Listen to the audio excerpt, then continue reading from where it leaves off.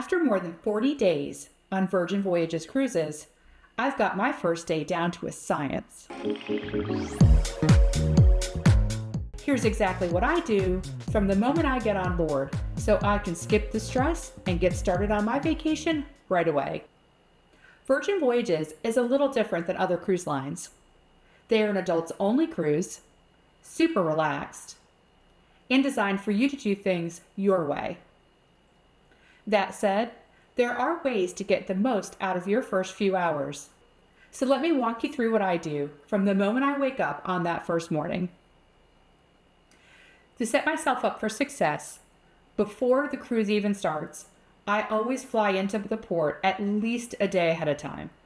If I'm traveling to an international destination, such as when I took a Mediterranean cruise that went out of Barcelona, or later this year, I'm going on a transatlantic cruise that also leaves out of Barcelona, I make sure that I get to that port city 2 days in advance. That way, if there are any delays or flight cancellations, I have time to recover and make sure that I get to the cruise on time.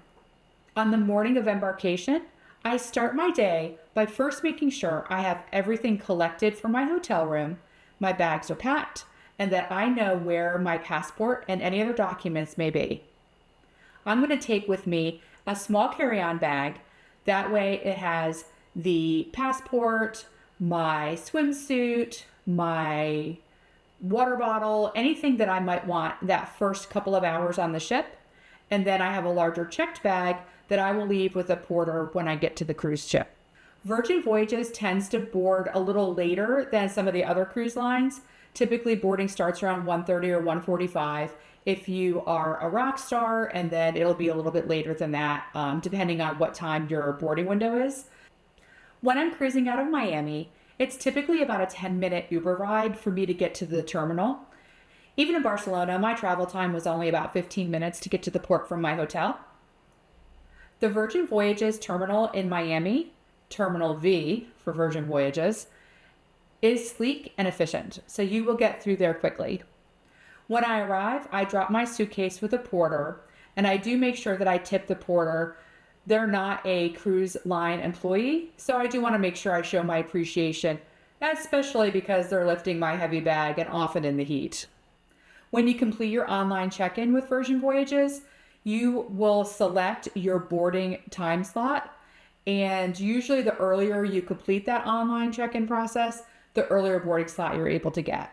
Now, if you check in and you end up with a later boarding time than you are happy with, just check back in a few days before the cruise. Often some of those earlier times will open up as people have to make adjustments for their travel. The way that Virgin Voyages does the timing for boarding, the rock stars and the mega rock stars are going to board first. Typically, they start around 1:30 out of Miami. And then if you have status with Virgin Voyages, for example, I have Deep Blue Extras, which is the highest level status with them, then you also get priority boarding and you board right after the rock stars. After that, they have the Splash of Romance package purchasers. So that does allow you to have priority boarding. You board right after the Deep Blue Extra folks. And then they will start doing timed boarding windows. So let's say you get assigned a 2:15 boarding time. You don't want to get to the cruise terminal super early because maybe you'll be able to get on a little bit early, but you're not going to be able to get on super early. So go ahead, enjoy your day in Miami, get to the terminal maybe at like 2-ish, get in your 2:15 line, and they do have rows where they have identified what time everybody's boarding time is. And when the group before you is done, then they'll open up your line and let your line start going into the cruise terminal. Now, you're going to want to have your app open when you get to the cruise terminal, and also make sure you have your passport handy. If you are doing a closed loop sailing, which means you start and finish in Miami, you can technically cruise with your driver's license and your birth certificate, but it is very risky to do that. I always recommend everybody have a passport whenever they are taking a cruise that goes to foreign countries. If you had a medical emergency, if you were on an excursion that got delayed and you didn't make it back to the ship on time, you don't want to be stuck in a international city for weeks while you try to handle getting an emergency passport. So, or getting your passport sent to you from the cruise ship. So go ahead, and if you've planned far enough in advance that you can get a passport if you don't already have one, please do that so that you are really going into the cruise the safest way possible. So I always have my passport. You want to make sure that it expires at least 6 months in the future. So that's the other thing you want to check for when you are getting ready to get on board. So then once you are in the cruise terminal, you'll take your passport to an attendant, and the attendant will verify that all of your check-in has been completed. They'll verify what cabin you're in. And then what they're going to do is they're going to key the band that you wear on the ship. And so this is what the band looks like. And you wear it as a bracelet. That's how you wear it. And then this band, this part of it, has RFID in it. And so that's how they know who you are when you're on the ship. So when you get to your cabin, you just tap the band at the door. That'll unlock the door for you. When you go to a bar, you order a drink, they tap the band. That will allow them to charge your cabin for the drink. When you leave the ship during port visits, you tap the band as you exit. That way they know you've gotten off the ship. On your way back in, you tap the band again. That way they know that you're back on the ship. So that's something that they do in that terminal as you're on your way to get onto the cruise ship. All right, and then once you have your band, then you'll proceed, you'll follow the signs that take you towards the ship, and you'll go through a security checkpoint. So that security checkpoint, it's kind of like an airport security checkpoint. You're going to send your carry-on bag through. Make sure you check the list of prohibited items before you pack your bag, and that way you know what you're not allowed to bring on ship. Things like you can't bring a personal steamer, they don't allow drones, no weapons.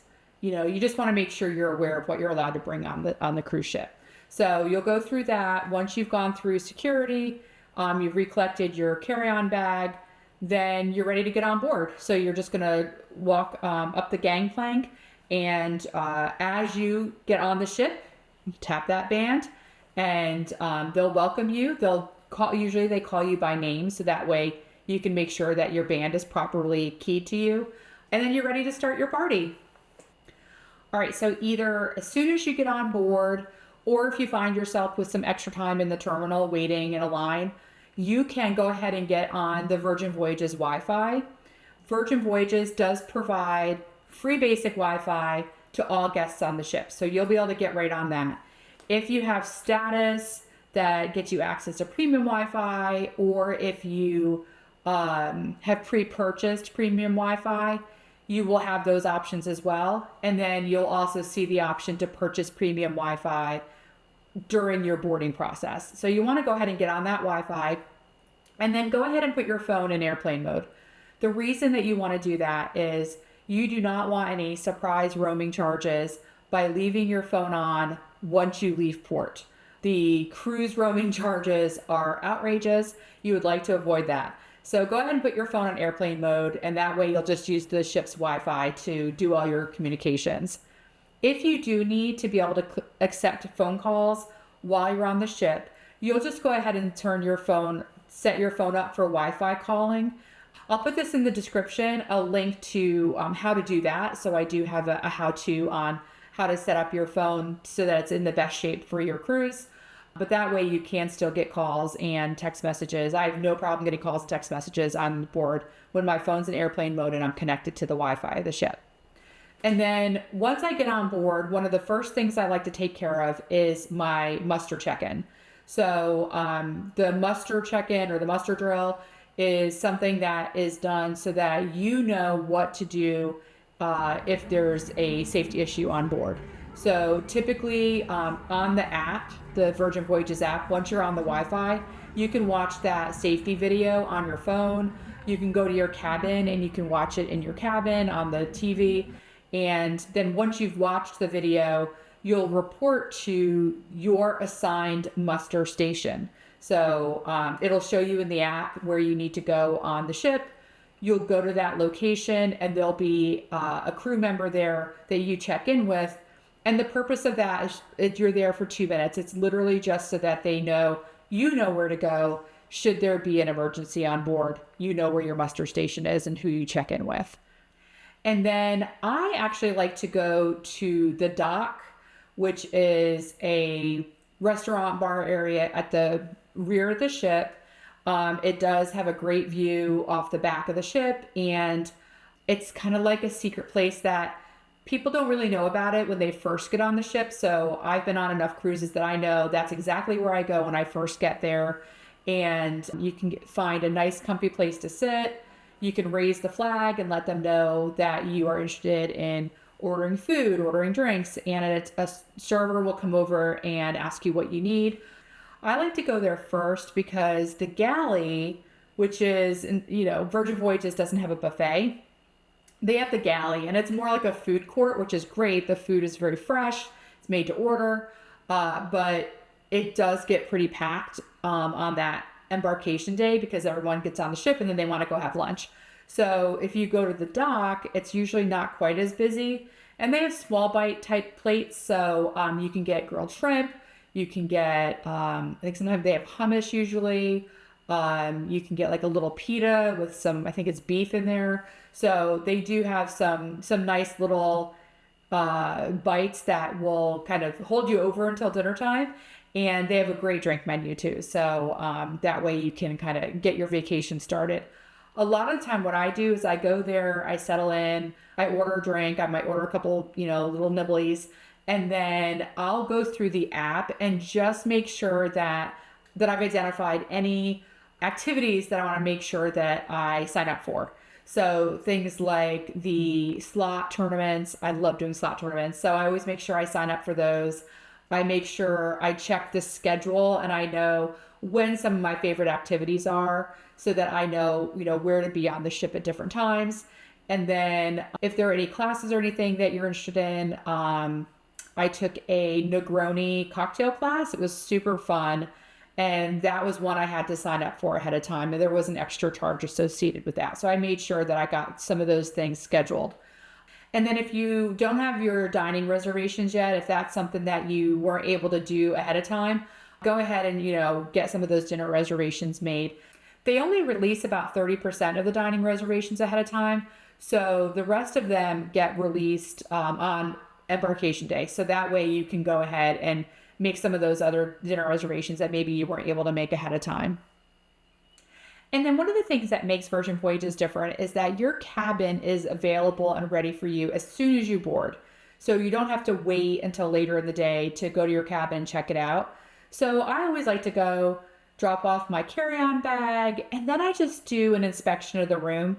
You just want to make sure everything is ready for you and everything's working correctly. So, just run the water in the sink, make sure the shower comes on, make sure the shower shampoo and conditioner or body wash have been filled. So you don't want to go to take a shower and notice that this shampoo has run out. So I always check those things, make sure the toilet flushes correctly, make sure my AC is working, that my cabin door closes correctly, all those types of things. I did have an occasion where on one of my cruises, the privacy lock on my door wasn't latching. So I was able to put in a maintenance request and have that repaired. I had one time where my shower wasn't draining properly, so they were able to take care of that really quickly for me. And then I had a friend who, in her cabin, the battery had run out in the safe in the room, and so they weren't able to secure their belongings in the safe. And that's just another thing. Maintenance came and took care of it right away. So just go ahead and make sure everything is ready for you.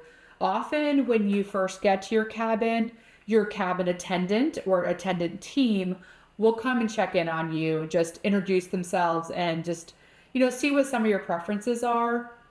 For example, I really like to have a carafe of still water, a carafe of sparkling water, and my ice bucket refilled each morning. And so I just, let them know that. And then when they serviced the room when I was out at breakfast, they always did all that for me, which was wonderful. You can also give them a sense of what your schedule is like. If you're a morning person and you're going to be up and about in the morning, that's good to let them know. If you tend to be more of a night owl and you're going to be, going to all the after parties and having a great time and you want to sleep in a little in the morning, you can let them know that as well. So that way they have a sense of kind of what your schedule will look like. And then usually my suitcase arrives shortly after I've gotten on board. So what I like to do is I like to unpack right away.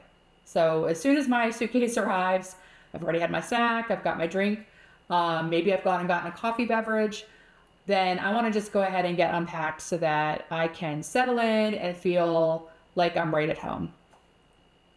I hate that living out of a suitcase feel where you are digging around in your suitcase because like there's a shirt you want to wear that night. So I just go ahead and get everything unpacked. I hang up all my clothes.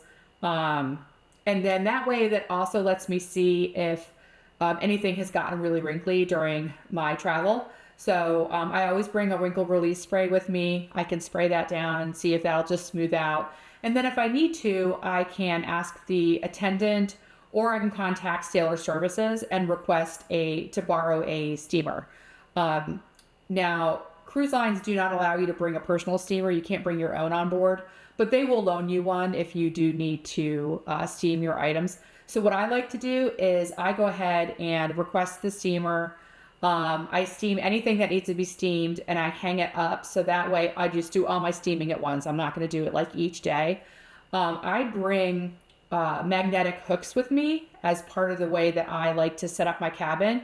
And what I find works really well is to hang one up on the ceiling, hook the item I need to steam on the hanger to that, and then I can steam it really easily and it holds it, it holds it up for me. So that's something I definitely recommend doing on that very first day. They used to not have a limit on how long you could keep the steamer, but I did notice on my most recent sailing that they did let me know that there was a 2-hour limit when I borrowed it. And I just called and let them know when I was done with it. And then they just came and picked it up. So they do not have an unlimited supply of steamers and you can't keep it in your cabin the whole time. And now we're getting to be about the time that we want to start thinking about Sailaway.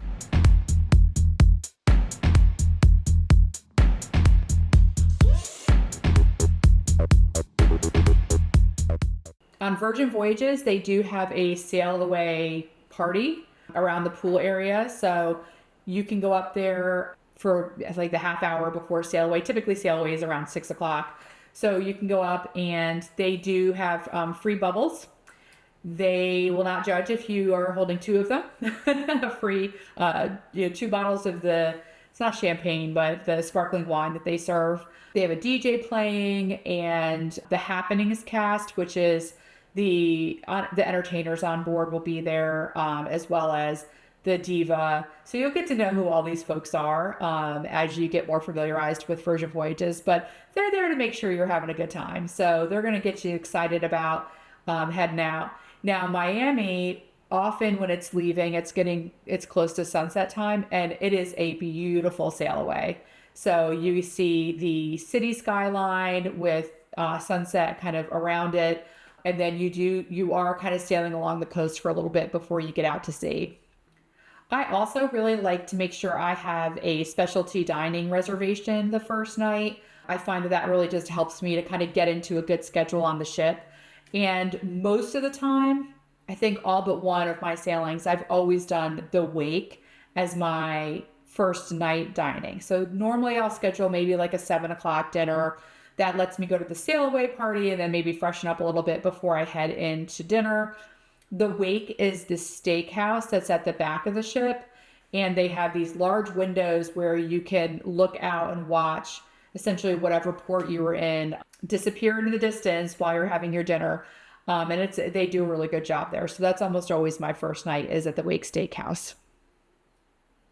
That is my personal embarkation day routine on Virgin Voyages.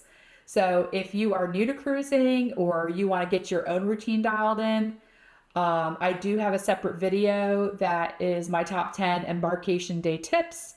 So you can do that for any cruise line. Check that one out. Be sure to like this video if you have found it useful. Subscribe if you want more cruise tips and tricks, cabin reviews, and other cruise information. And leave me a comment and let me know what your day one ritual looks like when you're on a cruise.